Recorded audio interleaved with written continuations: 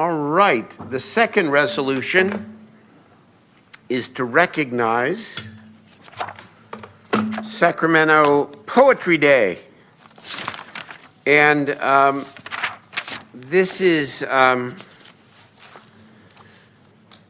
this represents the power of words to inspire and to move. And I would like to welcome, I'm sorry, looking for my notes here, Andru Defeye, who will read the resolution, which is in the form of a poem, and welcome you. Thanks, y'all. So every time that I approach this dais, I hear my grandfather say, make them feel it. And I hear my father say, pray for them. I am both my father's son and my grandfather's grandson. See, poets have always spoken life into leaders and magic into the masses, from the Feely and the bards to the griots. We have always been entrusted to hold the stories of our tribes like gutter gold.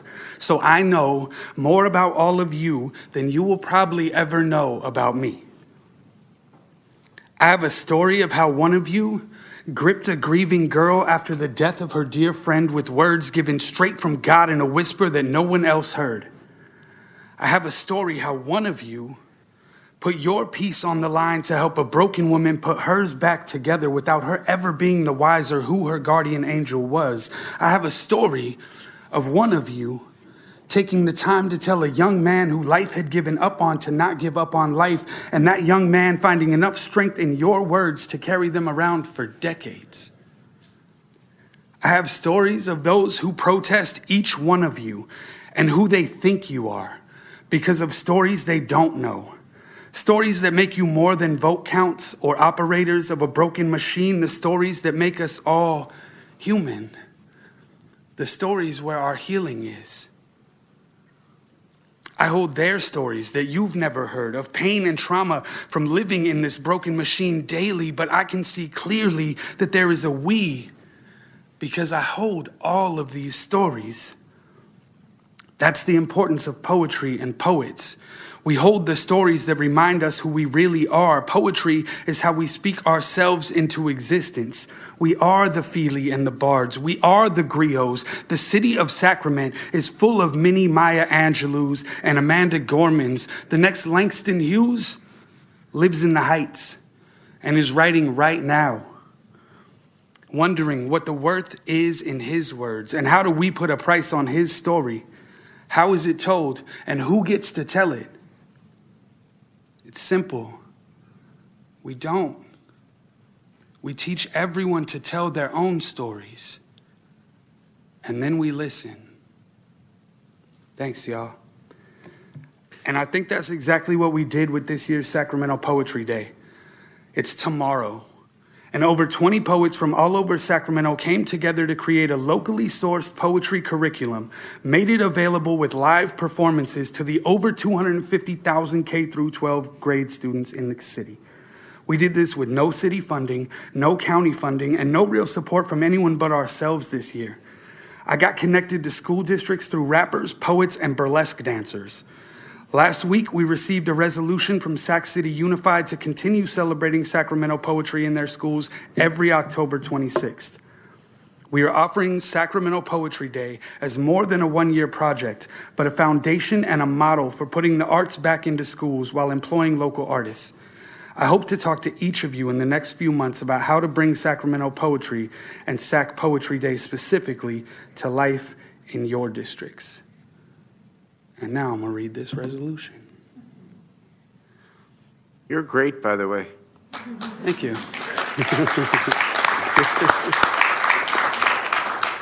It's some big shoes to fill being the poet laureate in the capital of California. Whereas poetry exists in the breath of all cultures, a bridge between our ancestors and our children. Whereas poets have always been sought after for insights into ourselves and hope in dark times. Whereas poetry is scientifically proven to benefit the mind and body when felt by the heart. Whereas poetry is art, language, history, science, and math. Whereas Sacramento is the capital of California and sets precedent for the art, the arts, and artists worldwide. Whereas Sacramento Poetry Day was declared in 1986 and given new life by Andru, Defeye, the city's youngest poet laureate, in 2022 as part of his American Academy of Poets Fellowship.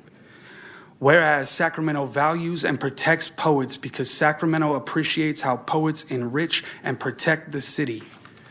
Whereas October 26th, every year, Sacramento Poetry Day shall be recognized and celebrated across the city, for the city, supported by the city, as gratitude for the daily work our poets do to heal, empower, and inspire Sacramento. Whereas the city of Sacramento recognizes the contributions of Andru Defeye's Poet Laureate, the Poet Laureate Program, the Youth Poet Laureate Program, and all of the poetry collectives, events, and spaces that have made and continue to make Sacramento the poetry capital of California.